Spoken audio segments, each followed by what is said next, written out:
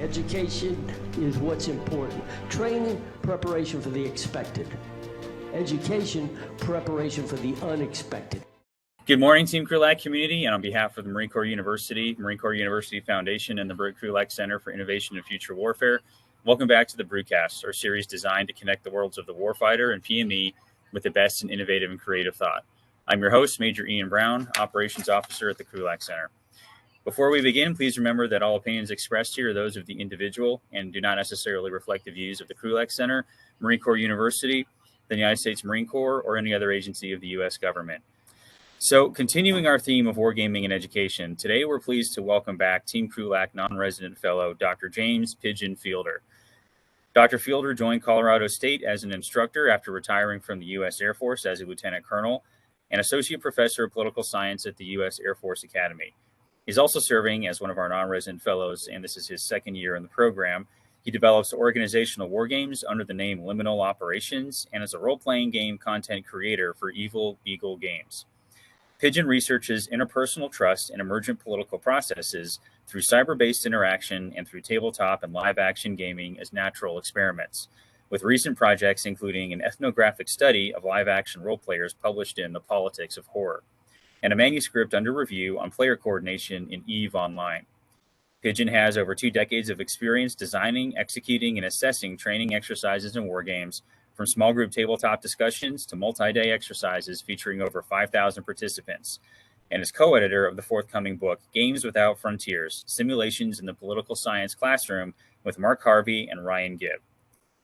So we talk a lot at the Krulak Center about educational wargaming and wargaming mechanics, but there are other types of games and thus other game mechanics that the educator can use to enhance the learning experience beyond a vanilla wargame. So to tell us all about how that works, Pigeon, I will turn it over to you.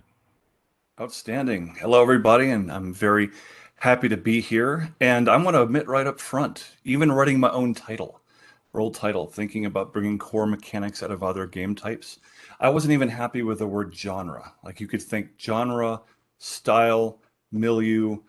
You could think of basically games beyond, so far away from war games, like maybe even, dare I say it, Candyland or something like that. I guess the fulcral point of this piece is the idea that it's based on the objective of what you're trying to achieve with a game. And maybe it doesn't have to be a classic board-style war game, which most people think about when they hear the term war game. And I just have this out because it was published in 1974, and much to my surprise, when I open it, the pieces have not been punched. So I'm afraid to use this now. But first, we need to define what a core mechanic is. So I found 2 different popular definitions. One from CCAR 2008, methods invoked by agents. I added the word players, designed for interaction with the game state. And then Sandel and Zimmerman, in their classic work, Rules of Play in 2003, the essential play activity players perform again and again in a game.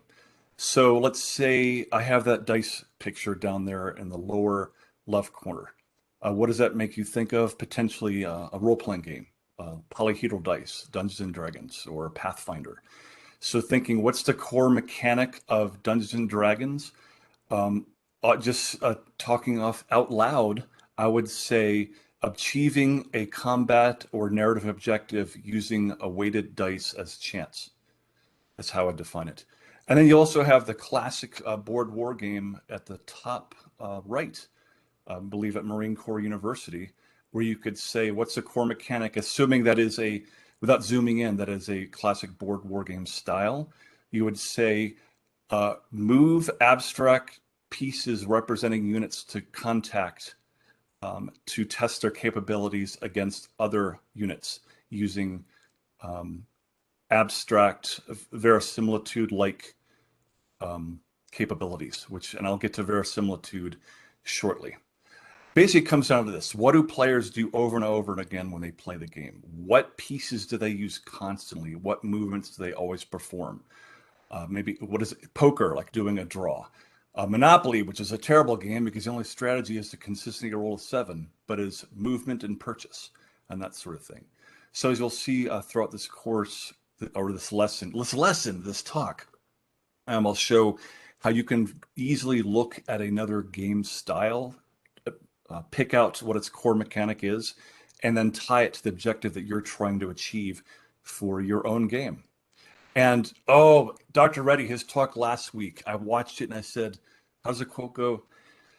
Reddy, you magnificent bastard! I watched your broadcast. This slide that he had kind of tied into my thinking. He was talking about building training, analytic, and experimental war games, and the argument he made was it's a constant play between can you actually do analysis with this game? How do you balance realism with abstraction? And is it fun? Is it engaging? Now, fun is hard to define. Dr. Stephen Downes Martin might say a professional game is not necessarily fun in the classic sense that you're smiling, but I'm thinking in terms of it can be engaging in that players are sweaty, they're angry, they're tired, they're being challenged, and in a way being challenged is still fun. So how I'm adding to this piece that Dr. Reddy did last week is first adding Sean Patrick Fannon's work on realism versus verisimilitude way back in 1999, but I'm a colleague of his now, and he still always brings it up in game design in terms of balancing, like, how realistic is a game? Like, are you really getting down to Battle of North Africa level of detail? Or verisimilitude, do you want it to feel real? Like, the mechanics work, and they, without going into high levels of detail, but the players feel like that it is real, if you will. For example, drawing from Evil Beagle Games, Prowlers and Paragons, the dice mechanic is designed to favor expertise.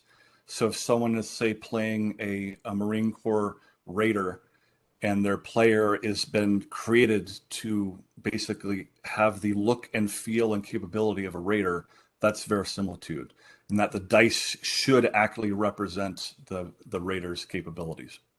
Now, I want to add here whether or not it's training, education, or experiments. You start with the objective, find the mechanics you want. I know must is a strong term in academics, but I would say it must accurately reflect and measure the objective you're trying to achieve. Maybe you can't hit must, but you're trying to get as close as possible. If not, then you're wasting your time building the game. If it doesn't meet the training objective, if it doesn't match the experiment, and it's not doing the analysis you need, then that core mechanic is not functional.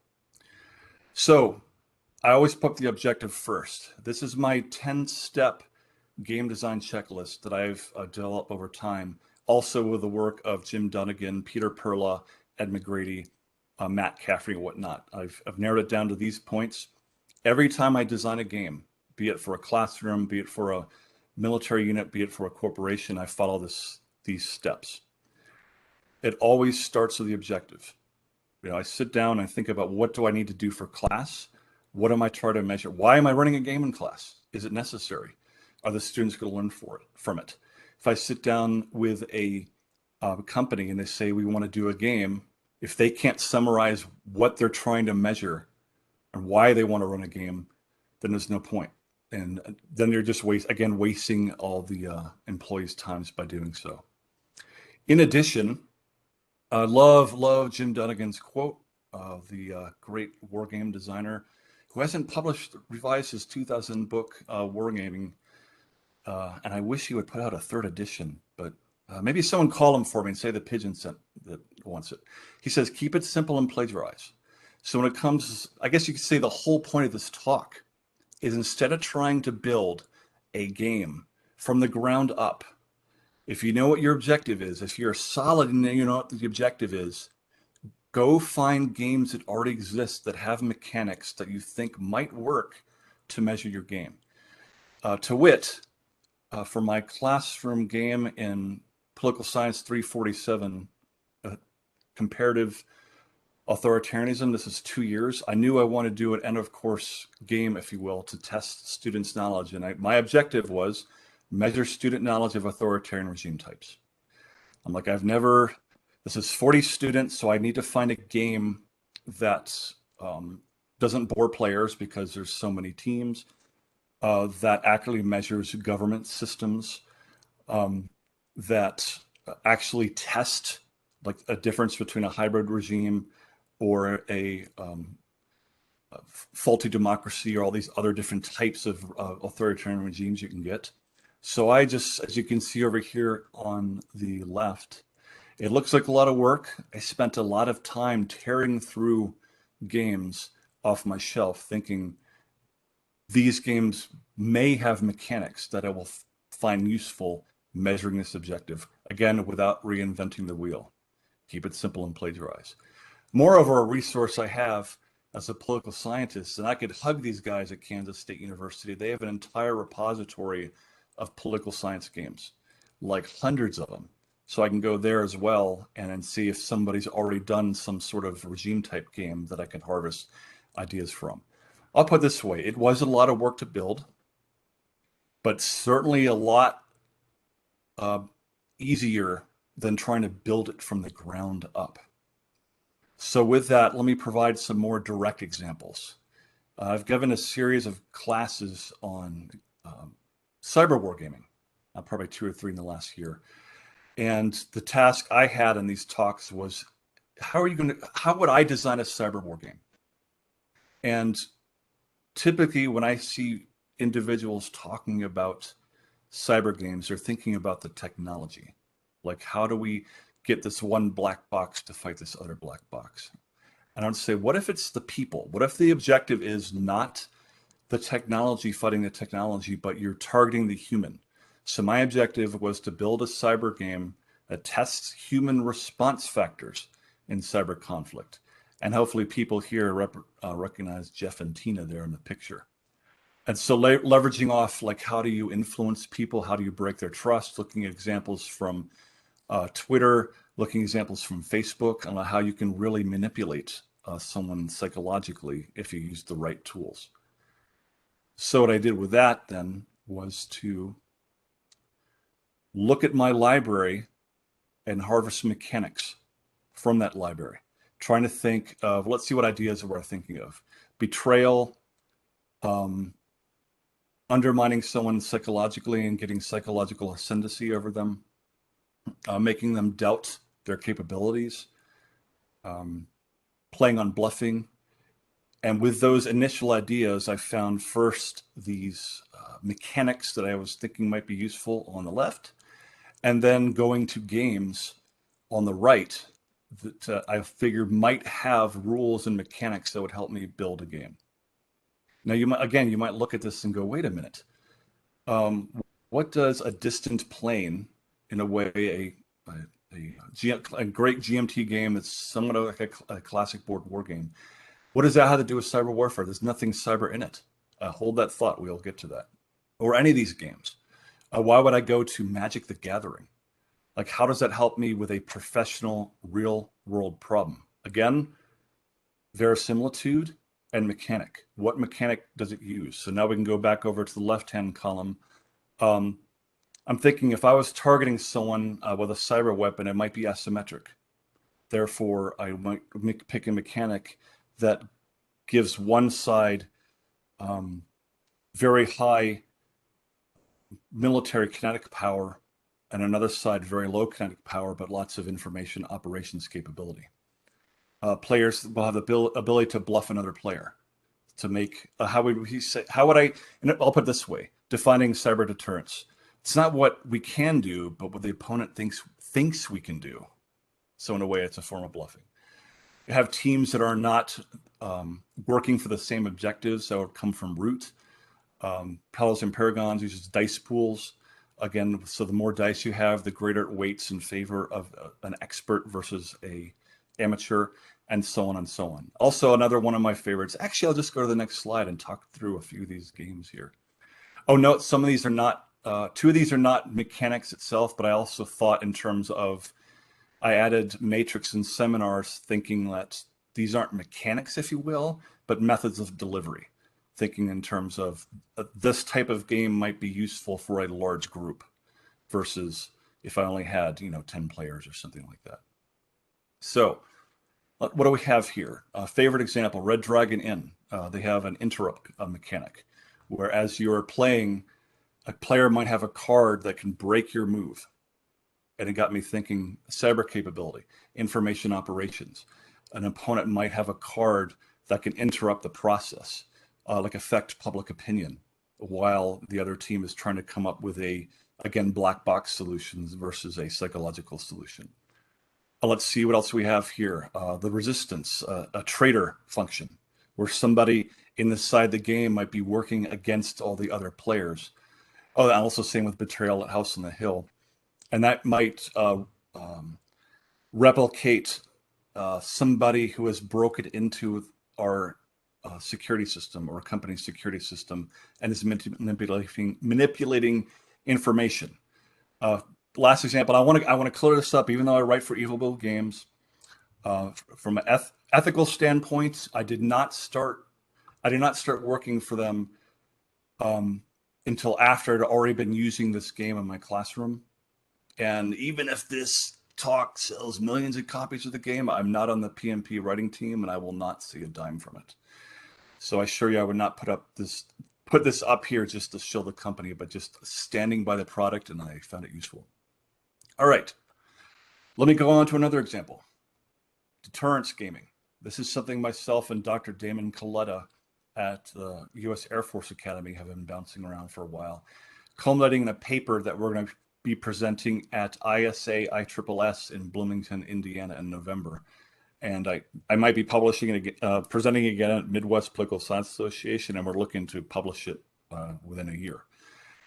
Our idea was, as Damon watched me run classroom games, and I also taught the U.S. Air Force Academy wargame design course back in 2018, he was thinking, like, how can we take a ludic style game, like, Monopoly, a Risk, a Netrunner, a Dominion, how can we use those to test rational choice games? And his, pardon the pun, rationale was, he took these 3 style games, and I'm not going to explain all this in terrible depth, maybe during the Q&A if someone wants me to go back. But he said, let's take Brinksmanship, Escalation, and War Attrition as an example. His worry was, in a rational choice game, pure mathematics, the game is trying to reach equilibrium, i.e. a rational choice Brinkmanship game. No one is going to make a mistake in the math. So you get to a point where one state doesn't dominate other. But in real life, a decision maker who is tired, thirsty, angry, hungry, and whatnot might over-calculate and make a mistake and break the equilibrium of brinkmanship. The same goes with Escalation and War of Attrition. In the math, you're trying to find equilibrium. In the board game, or what I call a ludic game, you're actually measuring real human reactions to these situations and trying to see, do they react differently than the math would suggest. So my objective, he handled the game theoretic models, and my objective is to convert these rational choice games into ludic games. So briefly, when I was thinking about, okay, brinkmanship, somebody is going to miscalculate maybe. You're going to have this like a form of a game of chicken or people bumping chests, but eventually someone might make a mistake, or they might badly miscalculate their opponent. So games that came to mind were Dominion, Battle for Greyport, and Vampire. So very briefly, in Dominion, as everyone starts with a level playing field, everyone starts building up their capability. One player can start getting slightly more than another. The equilibrium would say that maybe this would become like a security dilemma thing where everyone will fight to get to the same level. But in the actual game, someone might lose their cool, then challenge the leader and lose badly, very badly. Or in turn, the leader could get overconfident, challenge a lesser opponent, and because of a combination of skill and chance, loses. So that breaks the equilibrium. Battle of Greyport. This is a role-playing game that's been turned into cards, if you will. And so all your capabilities are represented by cards. And you build capabilities over time, and there's multiple scenarios. And you can really play these scenarios in any order. There's also a Pathfinder card game that's very similar to this. And also Shadow Rift, another game that uses a similar card role-playing game mechanic. Issue here is brinkmanship. a group of players might take a challenge that is far outstrips their capability, and they get their butts handed back to them. And then finally, Vampire the Masquerade. Again, let's think about, you're thinking about war games. This is nothing like a war game. In fact, watching it live action, a live action role players, it's very much based on narrative. But again, a less powerful player might challenge a stronger player and basically unwittingly miscalculate their capability and find their character dead like immediately. During my ethnographic study, I watched it happen twice, which is very interesting. All right, escalation. This might be an interesting discussion because when it comes to this is the game I'm going to focus on. I'm going to briefly describe this in the paper, but I'm actually going to have a tearaway game at the end of the paper that anyone can play. And I wanted to focus on escalation. But again, I think escalation, equilibrium is like somewhat like, it's not the security dilemma, balance of power, if you will. But each side is building capability, building capability, building capability. You might think you're in the lead, but then your target, even though you're standing toe-to-toe together, still launches an attack.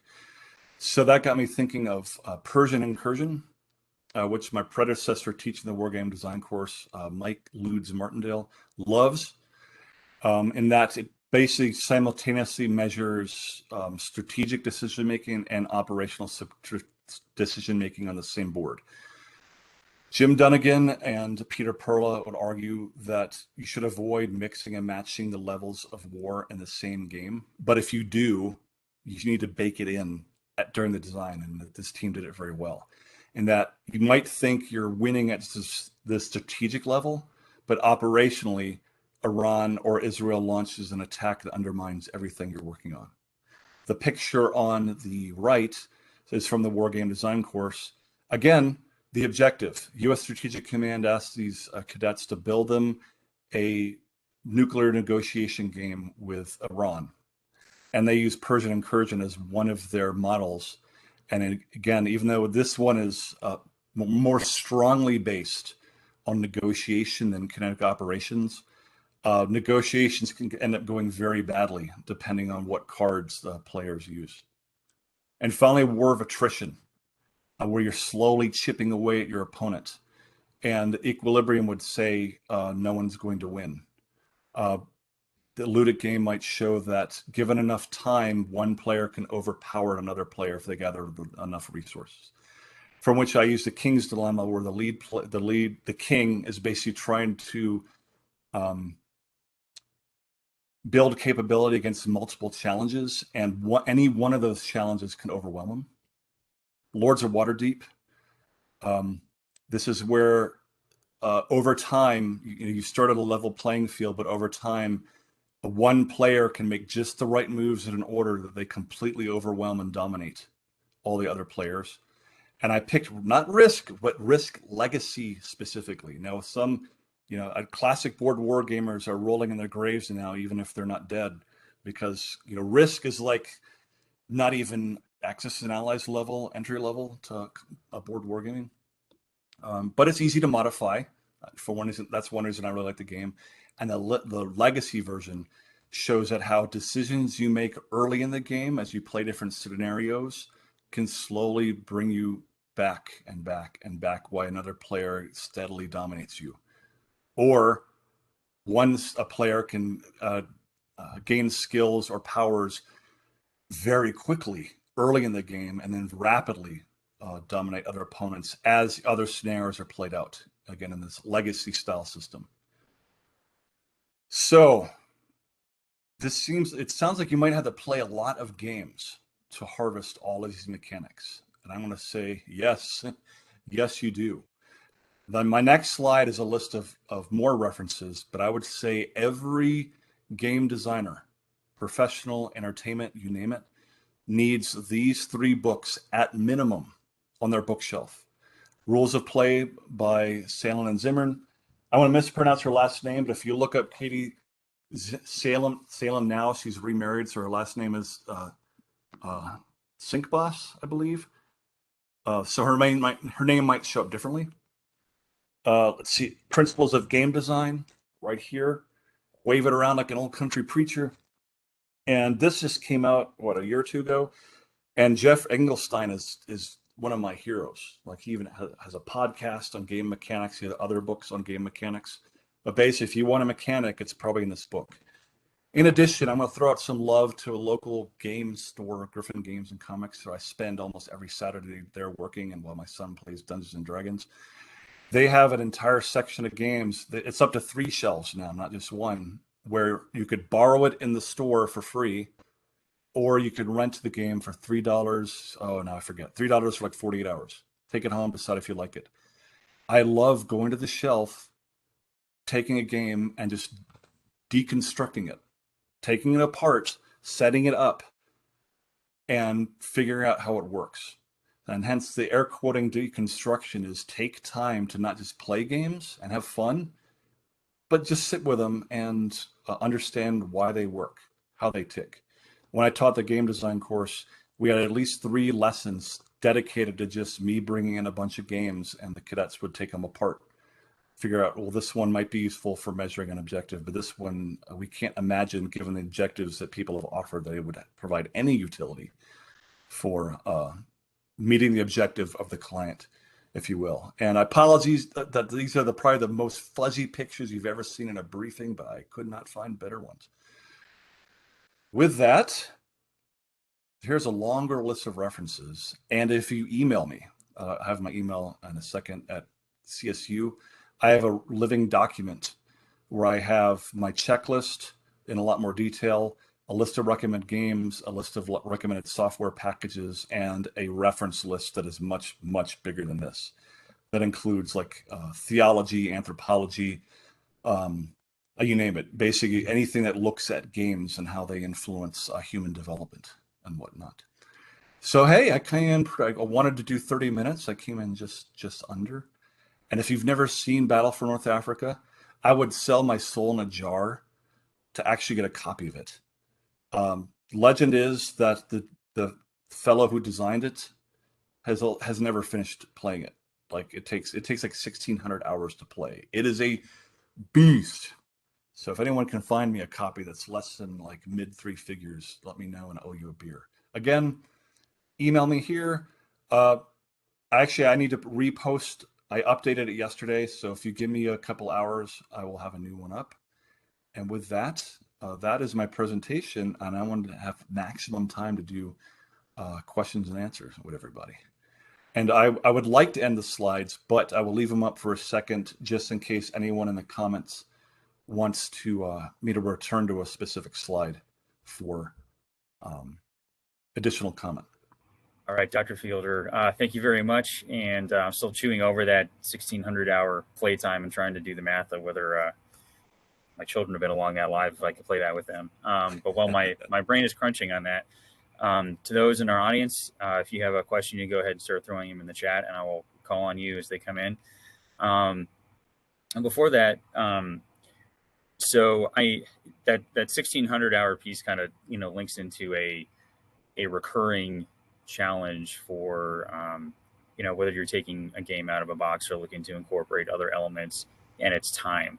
And as you described it, sort of like going through and chewing through the different publications and individual games to see the mechanics, there's a time cost. Have you found any particular any shortcuts or any sort of efficiencies where if time is an issue, you can still potentially look at importing a mechanic from somewhere else, or doing a study to see if a game is even worth doing a deep dive on as to whether it has a mechanic to use or not? Yes and no. No, in that you really need to build a mental repertoire. You need to take that time to get out there and study the games and read some of the literature. But once you build a foundation, then you could go to somewhere like one of my favorite websites is Board Game Geek, and basically has a write-up of, if you can think of the game, they have a write-up on it. And so you can very quickly think, I wonder if this game might work, and go there, look at the abstract, if you will, of the game, and make a decision. And again, once you feel comfortable with your own repertoire, it becomes very quick. using that method. But yeah, I'd say you really, what did Stephen King say about writing? If you don't read, you have no business writing. I would say you really need to play and tear these games apart if you want to do put together game design. You'll build your confidence, and it becomes a lot quicker over time. Trust me, a lot quicker. Oh, I want to throw something out to add on to what Major Brown said about time. Here's a perfect example. How many units have time to play something like this? Well, in Battle for North Africa. And one of the decisions my cadets made when they deconstructed Terraforming Mars, they were like, you know, sir, this is an interesting game, but it took us an hour just to unbox it. Like, if we're trying to run a fast scenario, we don't know how we could do it with this without really, really tearing it apart and boiling it down to a fine whiskey or something like that.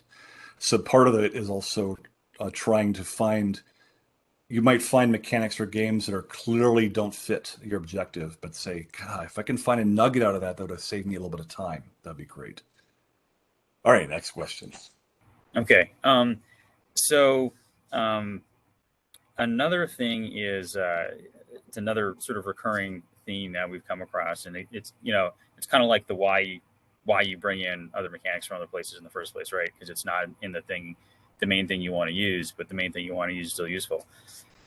So what about ways or methods you've seen of doing cross-platform sort of pollination? And in fact, you mentioned cyber, which I'll hit at the end here, is going to be one of the topics of next week for our wargaming, for Brewcast on wargaming. But it's something we've seen on this end with some of the commercial software we've used is you can get very hyper realistic on tactical items, like things on the map, but there's no modeling for cyber, and there's not even like nobody kind of knows where to start on how you layer that. And that's just one example, but there have been some attempts to sort of put an analog layer on top of the digital thing to give you the thing that's missing that you want to represent. So how do you cross pollinate between like digital to analog or back if there's something that simply doesn't exist on a digital platform or an analog platform that you want to bring in from another avenue? Right. Okay. So first, again, start with solidify your objective. Like, why are we cross pollinating this game? Like, why are we mixing and matching? If we want to do a cyber game, why are we looking at a purely kinetic operations game? That said, you might say, because I think Major Brown was getting at this game is basically measures what we want operationally from a kinetic standpoint, and therefore, rather than rebuilding it, we'd rather integrate cyber into this. The best way I've found so far, and I'm open to ideas, is really just having a strong set of referees. You basically have a team that runs either the operation side or the cyber side. And then you just had to have careful documentation of what they did. So if you saw my first, design checklist, part of it includes, now let me go back to it. I'll show you it's not that many slides. Game design checklist. Here we go. So if I go to, but somewhere between playtest and preparation, actually probably all the way up from this point to preparation is I'm building my data collection plan. Even if it's for entertainment purposes, because I want to say, how would I revise this game to make it even funner?